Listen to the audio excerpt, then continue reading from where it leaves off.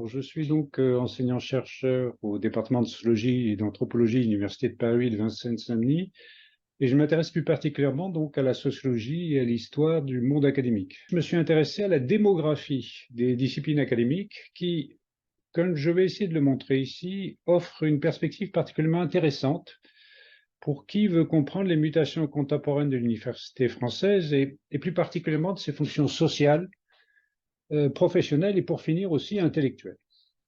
Mais j'ai aussi beaucoup travaillé sur l'histoire d'une université tout à fait singulière, qui est l'université de Paris de Vincennes-Saint-Denis, à laquelle d'ailleurs j'ai consacré un ouvrage collectif. Enfin, aujourd'hui, je m'intéresse à un personnel, à une population qui est habituellement négligée dans les histoires d'université, en l'occurrence celle des personnels administratifs, techniques et de services ouvriers, ordinairement désignés sous l'acronyme peu élégant de BIATS.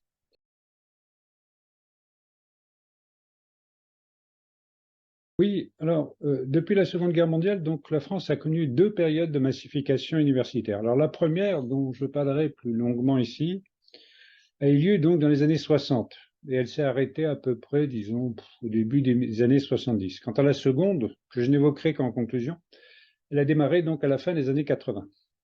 Alors, la première massification universitaire s'explique par la croissance rapide du nombre de bacheliers, en fait, et qui est notamment liée, si vous voulez, au baby-boom de l'après-guerre. Et elle conduit déjà le gouvernement à multiplier le nombre de places dans l'enseignement supérieur, mais aussi à le réformer en essayant notamment de le professionnaliser. Par exemple, en 1966, on crée les IUT, c'est-à-dire les instituts universitaires de technologie, donc qui offrent des formations courtes et professionnalisantes aux futurs techniciens dont la nation avait besoin, donc dans le cadre d'une société en voie de modernisation rapide. Et de fait, à l'époque, on est en plein dans l'époque dite des Trente Glorieuses. Alors après un démarrage un peu poussif, ces IUT ont connu un formidable développement. Et aujourd'hui, par exemple, beaucoup de villes moyennes ou de petites villes donc essayent d'avoir leur IUT afin notamment donc de former la main-d'œuvre locale.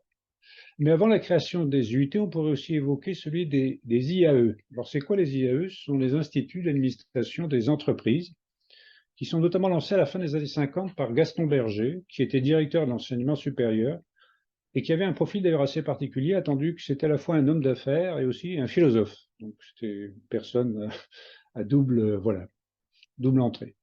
Mais on peut aussi parler, parmi les autres initiatives visant à moderniser l'université française, du CELSA. Alors le CELSA, c'est quoi? C'est le Centre d'études littéraires et scientifiques appliquées créé à la Sorbonne en 1957. Alors ce CELSA, il était notamment destiné à faciliter l'insertion des étudiants des facultés des lettres et sciences humaines dans le secteur privé. Parce qu'en fait, jusqu'à la fin des années 60, la principale fonction des facultés des lettres était de produire en fait des enseignants du secondaire. D'où d'ailleurs la dépendance très forte de leur programme d'enseignement au programme d'enseignement secondaire et qui bride alors quelque peu la recherche universitaire. On retrouve d'ailleurs à ce moment-là un trait caractéristique de l'enseignement en France, c'est, si vous voulez, l'importance centrale, voire quasi hégémonique, donc de l'enseignement secondaire, ou de ce que Marc Bloch, donc l'historien, appelait l'empire du milieu. Et qui fait d'ailleurs que pendant longtemps, les universités ont joué un rôle très secondaire dans notre pays. Mais le gouvernement ne fait pas que, si vous voulez, de promouvoir de nouvelles formations censées être modernes, professionnaliser les étudiants. Il réforme aussi l'université. Par exemple, en 1966, la réforme Fouché, donc c'était le nom d'un des ministres de l'Éducation de l'époque, supprime donc la propédeutique et autonomise donc les cursus disciplinaires dès la première année. Et surtout, la grande réforme, si vous voulez, c'est la loi d'orientation, donc, qui après 68 donc est promulguée par Edgar Faure et qui vraiment est un acte de refondation de l'université française. En effet, cette loi accorde beaucoup plus d'autonomie à chaque établissement et elle les dote chacun donc d'un président élu par l'ensemble de la communauté universitaire, alors que ce soit les enseignants, donc les étudiants ou les personnels administratifs et techniques. Parce qu'il faut savoir qu'avant 68, effectivement, il n'y avait que les professeurs qui avaient, comme on dit, comme on disait dans les monastères, voix au chapitre. Alors, à Paris, cette réforme, donc, dite de la loi d'orientation, aboutit notamment à l'éclatement de l'Université de Paris en 13 établissements différents. En effet, à l'époque, et en raison notamment des événements de mai 68, on estimait que le gigantisme des universités les rendait ingouvernables. Et le gag, d'ailleurs, au passage, c'est qu'aujourd'hui, on est lancé dans une dynamique à peu près inverse, puisque le gouvernement pousse très fort à la fusion des établissements, de manière à les rendre plus visibles, notamment depuis Shanghai. Donc, si vous voulez, après Small is Beautiful, on est passé donc à Big is Beautiful. Alors, non seulement à l'époque, le gouvernement réforme l'université, mais cette université aussi connaît de profondes mutations internes, et notamment des mutations morphologiques qui affectent sa composition disciplinaire.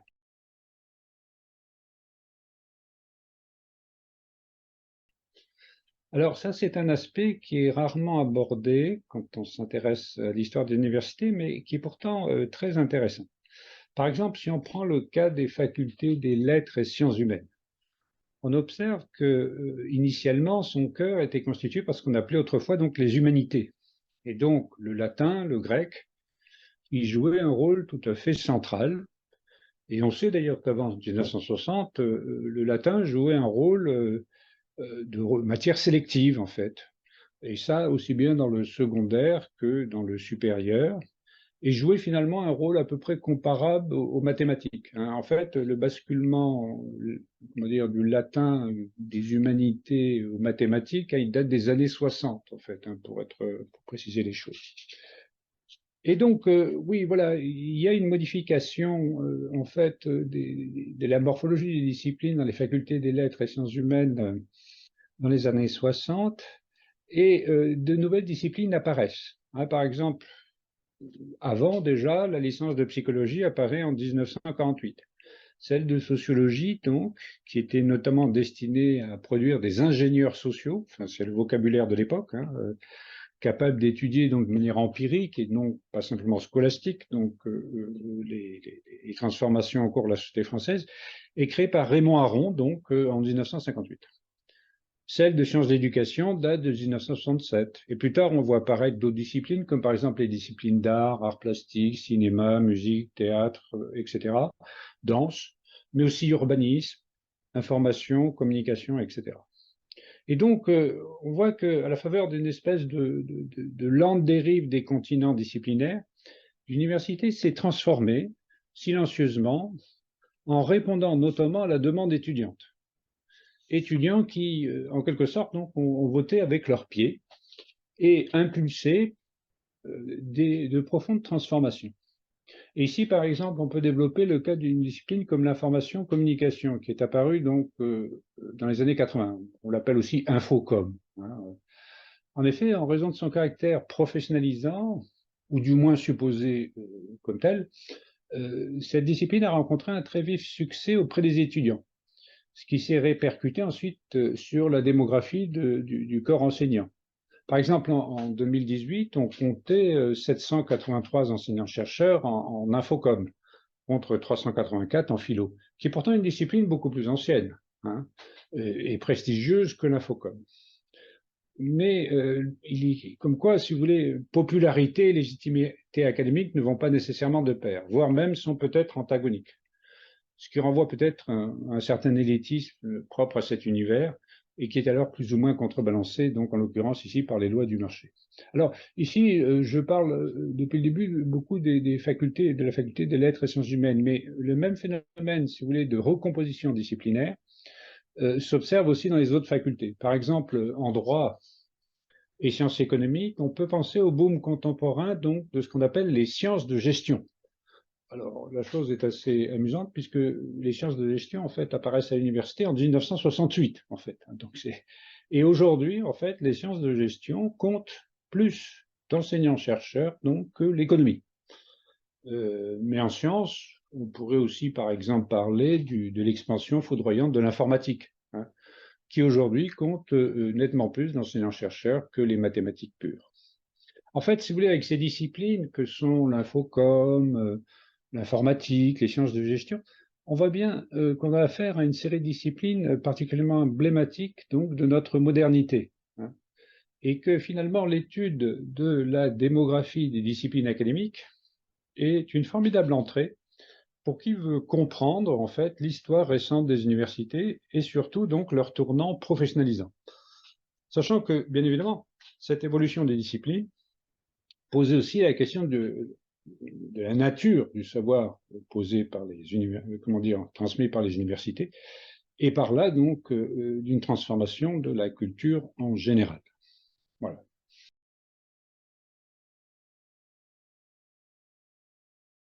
La première massification universitaire a contribué notamment à diversifier le recrutement étudiant, qui s'ouvre alors à d'autres milieux, même si, comme le montrent Bourdieu et Passon dans un ouvrage qui deviendra fameux, en fait, qui paraît en 1964 et qui s'appelle Les Héritiers, cette ouverture reste assez limitée et l'université continue quand même toujours d'avoir un recrutement de classe assez marqué.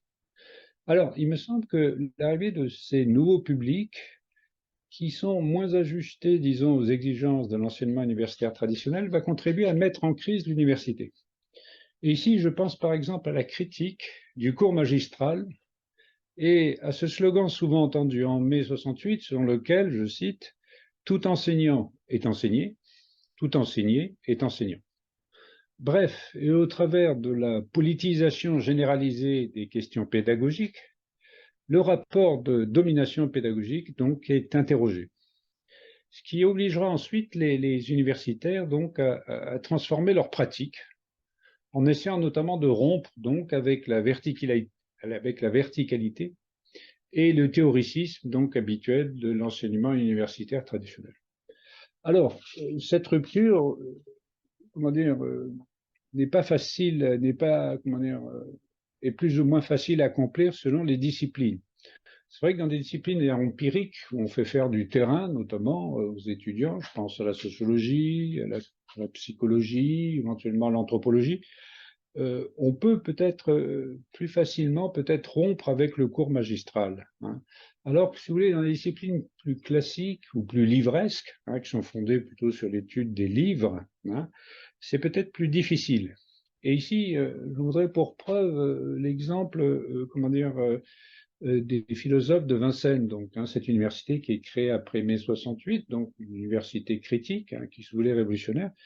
On observe quand on étudie leurs pratiques, et notamment celle de Gilles Deleuze, hein, qui est en quelque sorte un des phares intellectuels de cette université de l'époque, que en fait ces philosophes avaient un enseignement extrêmement magistral, et que même d'ailleurs ils le revendiquaient, hein. Et si ça vous intéresse, je vous conseille de regarder l'Abécédaire de Gilles Deleuze, en fait. C'est on voit donc Gilles Deleuze qui est filmé et il réagit donc à des mots, et notamment il réagit aux mots de professeur. Et vous verrez qu'il fait un éloge donc du cours magistral, ce qui était assez étonnant.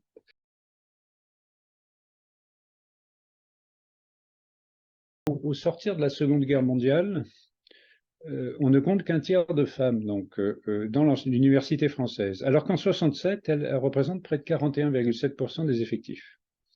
Mais bien évidemment avec de fortes variations en fonction des disciplines, hein. Par exemple, les lettres et sciences humaines comptent alors 2 tiers de femmes, et alors qu'elles forment à peine un tiers donc, des effectifs en sciences, en droit ou en médecine. Et l'on note d'ailleurs aussi, toujours dans les années 60, que plus on monte dans le cursus, c'est-à-dire qu'on va vers les grades le plus haut, vers le doctorat, etc., et plus la proportion de femmes diminue. Alors, ce qui se répercute, alors ça, bien évidemment, sur le corps professoral, hein, puisque l'université, les femmes professeurs sont rares, hein, il y en a peu, et quand on en trouve, c'est souvent des femmes d'origine très élevée, et aussi d'ailleurs qui connaissent souvent un fort taux de célibat. Bref, on retrouve, si vous voulez, le profil sociologique habituel des précurseurs, hein, de ceux des premiers, des premières, hein, qui franchissent, voilà. Bon, elles sont souvent des profils sociologiques spécifiques. Alors, ici, je voudrais souligner un paradoxe concernant ces histoires de féminisation, parce que j'ai dit qu'en 67, donc, les 2 tiers du public des facultés des lettres et sciences humaines, facultés qui ont été particulièrement remuantes, hein, en 68 et dans l'après 68, étaient constituées par des femmes. Mais quand on étudie l'histoire du mouvement étudiant, par exemple celle du 22 mars, là, c'est ce mouvement donc qui aura Nanterre et qui servira en quelque sorte de prodrome du mai 68 français, eh bien, on voit qu'il n'y a guère de figures féminines qui apparaissent. Il y a surtout des hommes. Par exemple, on connaît tous la figure de Daniel Cohn-Bendit. Voilà, elle est omniprésente, et même aujourd'hui, il est toujours très présent, etc. Et ça, si vous voulez, il y a quelque chose de, voilà, les femmes sont majoritaires, donc, mais en fait, on les voit très peu, finalement, 60. Et en fait, oui, c'est une affaire de tempo, puisque finalement, on voit qu'il faut attendre le début des années 70 pour que le mouvement féministe, par exemple, commence à devenir visible. La première réunion du MLF, du mouvement de libération des femmes, donc, se tient à l'université de Vincennes, donc au printemps 70. C'est la première grande manifestation donc de rue de ce mouvement, donc se déroule en novembre 71. En fait, il me semble évident qu'il y a un lien étroit entre féminisation de l'enseignement supérieur et développement des luttes féministes et donc émancipation des femmes. Et ça, d'ailleurs, je pense que c'est pas simplement valable pour la première massification, mais peut-être aussi pour la seconde, en fait. Le mouvement MeToo, ce serait intéressant de voir, peut-être de rapporter ça à l'expansion du système scolaire et à la seconde massification. Parce que de fait, voilà, on sait qu'aujourd'hui, par exemple, les femmes réussissent mieux à l'école que les hommes. Et ça, je pense que c'est pas sans effet, si vous voulez, sur les rapports entre les sexes, quoi. Ça interroge en tout cas la domination masculine. Voilà.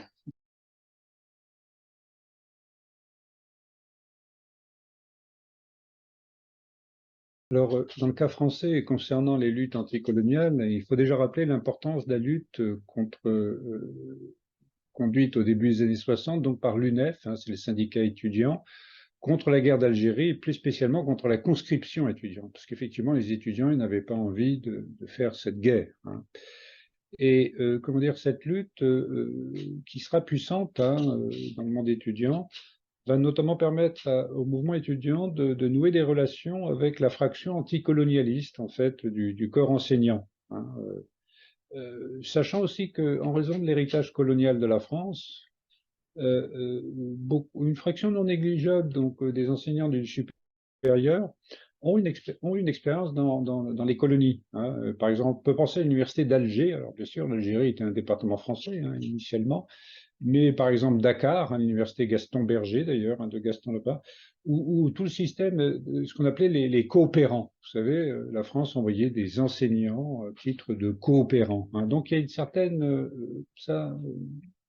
familiarité avec voilà, les anciennes colonies via le système universitaire. Alors, concernant les luttes anticoloniales, il faut aussi souligner l'importance des étudiants étrangers eux-mêmes aussi, en fait, et qui participeront d'ailleurs au mouvement de massification universitaire de l'université française dont je parlais précédemment. Par exemple, en 1960, donc, on comptait à peu près 15 000 étudiants étrangers dans les universités françaises, contre plus de 44 000 en 1970. C'est-à-dire que la population d'étudiants étrangers, finalement, triple en 10 ans. Alors, qui sont ces étudiants étrangers?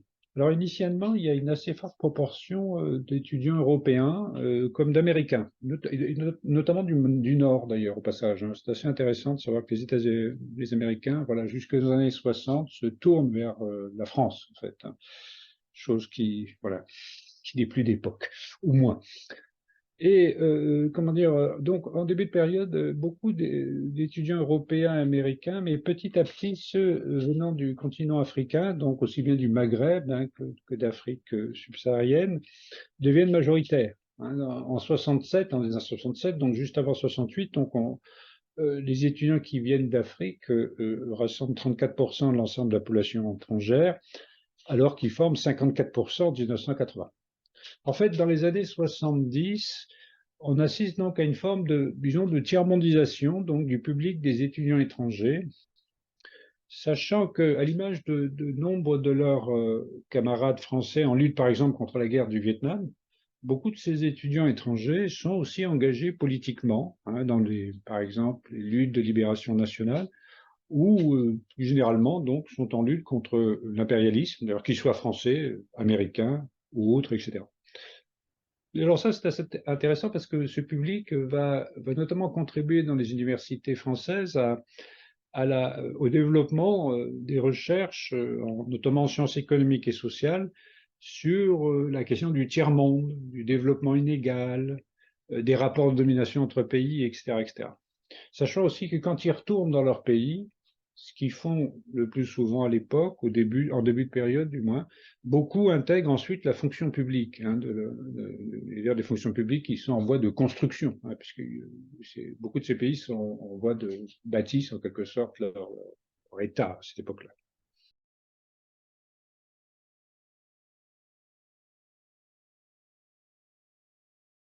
Oui, alors il faut savoir que l'université qu'on appelle aujourd'hui Paris 8 Vincennes-Saint-Denis était située autrefois dans le bois de Vincennes, en fait, hein, et qu'elle elle a été créée donc au sortir des événements de 68, et ensuite elle a été transférée autoritairement donc à Saint-Denis, d'où ce nom bizarroïde de Paris 8 Vincennes-Saint-Denis. Voilà.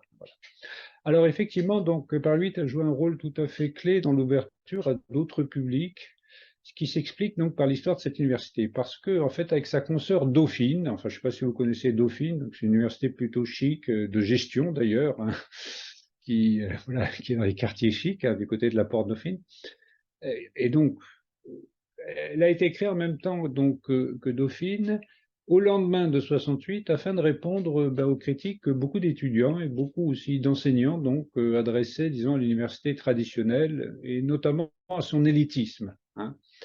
Et c'est pourquoi, dès l'origine, le centre, ce qui s'appelait d'ailleurs au début le Centre universitaire expérimental de Vincennes, s'ouvre donc massivement aux étudiants non bacheliers comme aux salariés en reprise d'études. Et par exemple, multiplie les cours du soir, le samedi, etc., etc. Et rencontre un véritable succès, hein, parce qu'en fait, quand cette université ouvre ses portes la première année, elle a 8000 étudiants, et la dernière année, donc juste avant qu'elle se fasse transférer autoritairement par les Saunier-Cité, donc en Seine-Saint-Denis, donc elle en comptait 32 000, quoi. Donc c'est une progression absolument effarante, sachant que la surface, enfin les bâtiments et le corps enseignant ne suivront pas. Donc très vite, voilà, cette université va connaître une espèce d'asphyxie en quelque sorte. Mais bon.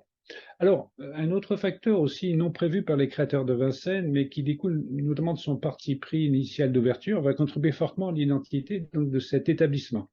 C'est l'arrivée massive des étudiants étrangers. Parce que la première année, c'est-à-dire en 69, il y a à peu près 10% d'étrangers à Vincennes, ce qui est relativement proche, disons, des taux nationaux à l'époque, hein.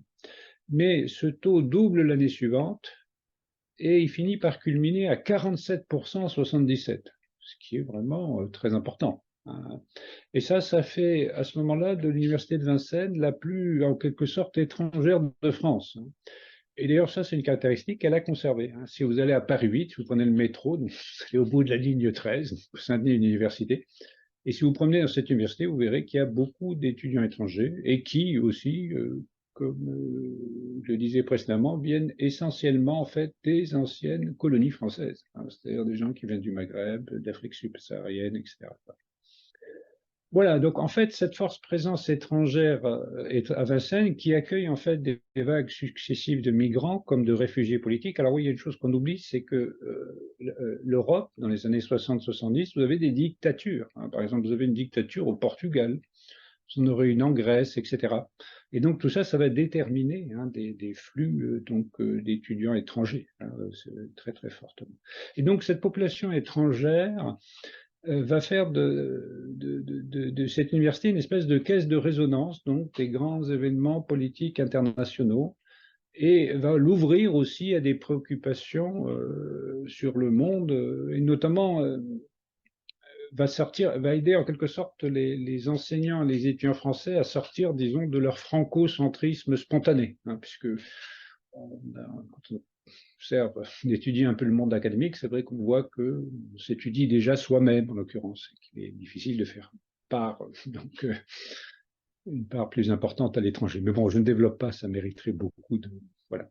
Donc oui, Vincennes va avoir un public très particulier qui mêle donc des non-bacheliers, des salariés en reprise d'études et des étrangers.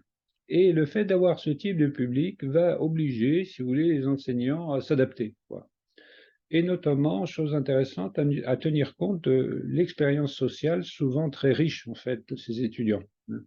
Parce que, par exemple, en 1978, la moyenne d'âge donc, des Vincennois s'élevait à 29 ans, contre 22 dans les autres universités françaises. Et donc, ces gens-là, ils avaient déjà une expérience de la vie et ils pouvaient enrichir le cours avec cette expérience.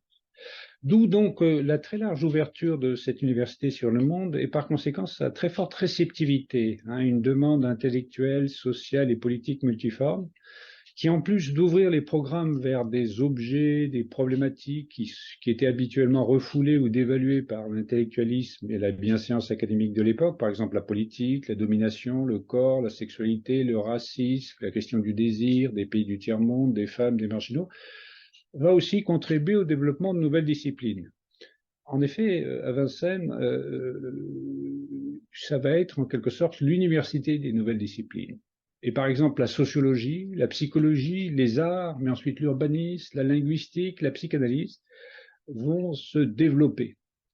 Et ça, c'est vraiment lié au fait que, voilà, elle est créée juste après 68 et c'est ce qui fait qu'elle est particulièrement exposée à ce mouvement, disons, de recomposition des facultés des lettres et sciences humaines, donc que j'ai décrit précédemment. Et ce moment de recomposition sera particulièrement intense dans ce lieu, ce qui en fait d'ailleurs un observatoire très intéressant. Par exemple, effectivement, il n'y avait pas de département de latin-grec, c'est tout à fait symptomatique. C'est une université qui se voulait une université du monde contemporain. Aujourd'hui, c'est banal de s'intéresser au monde contemporain, mais voilà, c'était pas si évident que ça dans les années 60-70. L'université était quand même tournée vers le passé, littéraire, historique, philosophique, etc.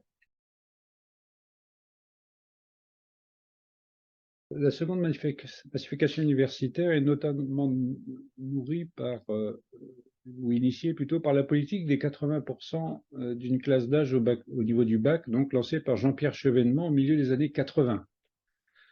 Et comme la précédente, cette massification conduit déjà le gouvernement à multiplier donc les places dans les universités, dans les IUT, etc., etc.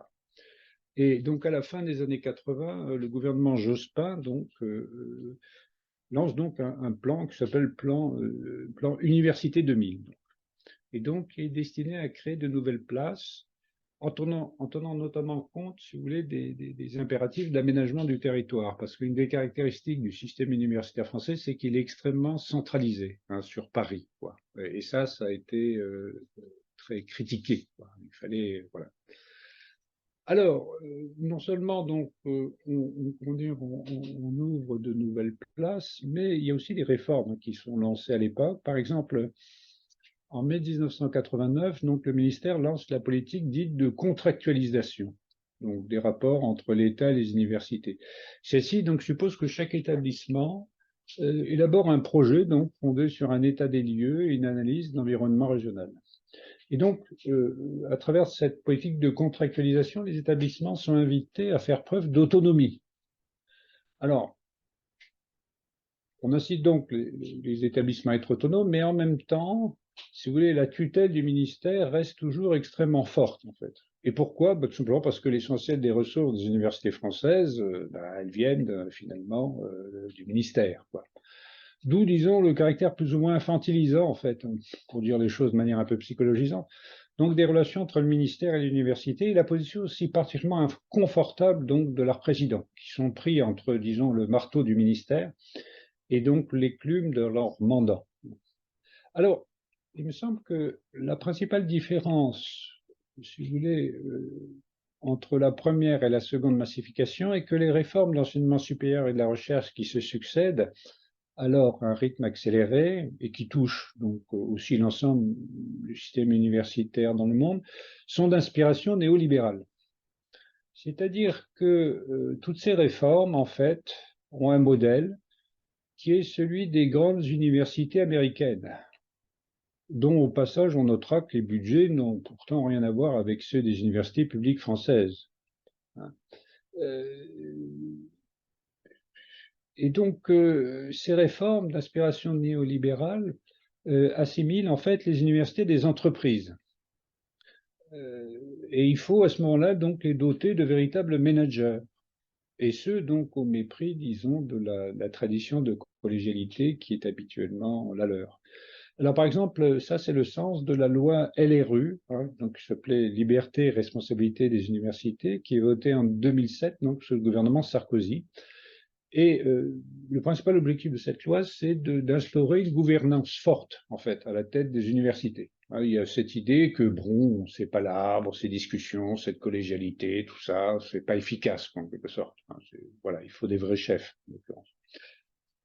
Donc, on assiste à une forme de réorientation à la fois managériale et entrepreneuriale, qui est aussi favorisée par les institutions européennes. Par exemple, en mars 2000, donc, le Conseil européen de Lisbonne assigne donc un objectif à l'Europe qui est le suivant, c'est celui donc, de devenir l'économie donc, de la connaissance la plus compétitive et la plus dynamique du monde. Ainsi, peu à peu, dans ces années-là, donc, on passe, disons, de la société du savoir, telle que l'université a pu être conçue jusqu'alors, à finalement quelque chose d'autre qui s'appellerait en quelque sorte l'économie du savoir. Savoir qui de plus en plus, en fait, et pour emprunter, si vous voulez, le vocabulaire de Marx, en fait, est de plus en plus perçu comme la principale force productive donc de notre temps. Voilà, hein, l'avenir, il faut investir dans le savoir parce que c'est ça qui va permettre d'être compétitif. Hein, voilà. Alors, au prétexte que l'enseignement universitaire, l'enseignement supérieur s'est massifié, cette nouvelle politique abandonne aussi complètement les objectifs de démocratisation antérieurs. De fait, lors de la première massification, il y avait quand même cette idée que, bon, ben voilà, l'université a un caractère de classe dans son recrutement, donc ce serait bien quand même qu'il y ait plus d'enfants d'ouvriers, etc. Et donc, multiplions les bourses et les autres dispositifs idoines. Mais ça, si vous voulez, lors de la seconde massification, cette ambition a complètement disparu, en fait, hein, parce que comment dire, on estime que l'enseignement supérieur s'étant massifié, voilà, il s'est démocratisé. Mais pas du tout. En fait, s'il s'est massifié, il ne s'est pas démocratisé. Et par exemple, les grandes écoles, la médecine, ou si vous voulez, le secteur haut de l'enseignement supérieur, a toujours un recrutement social extrêmement sélectif. En fait, ce qu'il faut voir, c'est que la ségrégation sociale, scolaire, qu'on observe déjà dans l'enseignement secondaire, hein, il y a des grands et des petits lycées, hein, il n'y a pas, voilà, j'ai pas besoin de chercher bien loin. En fait, c'est simplement translaté, en fait, dans l'enseignement supérieur. Et d'ailleurs, elle est aussi très fortement alimentée par la politique actuelle qui vise à produire des établissements dits d'excellence. Aujourd'hui, toutes les universités veulent être excellentes. Il y a une course à l'excellence généralisée. Voilà. Alors, justement, afin de produire cette excellence et de faire surgir donc des champions nationaux, et d'avantager aussi les secteurs jugés les plus stratégiques au plan économique, le gouvernement donc a rompu en fait avec la logique égalitaire et redistributrice antérieure. Parce que, si vous voulez, l'objectif, c'est de faire entrer les établissements, mais aussi les laboratoires, dans une espèce de compétition généralisée, comment dire, au travers notamment de la course aux contrats, aux subventions, aux ressources propres. Et ce type de réforme aboutit aussi, si vous voulez, à donner le dernier mot finalement au pouvoir administratif et politique. Et donc, ce qu'on observe aussi lors de cette seconde massification, c'est un recul général, si vous voulez, de la collégialité et finalement aussi de l'autonomie scientifique. Et ça, si vous voulez, là je parle de l'université, mais ça s'observe aussi dans d'autres, des grands organismes de recherche, hein, comme le CNRS ou ailleurs. Voilà. Donc oui, pour conclure, on peut dire que si la première massification universitaire a favorisé le développement d'une université critique, et de ce point de vue-là, le cas de Vincennes, par exemple, est très intéressant, la seconde a plutôt contribué à leur raisonnement tant managérial qu'entrepreneurial des universités françaises.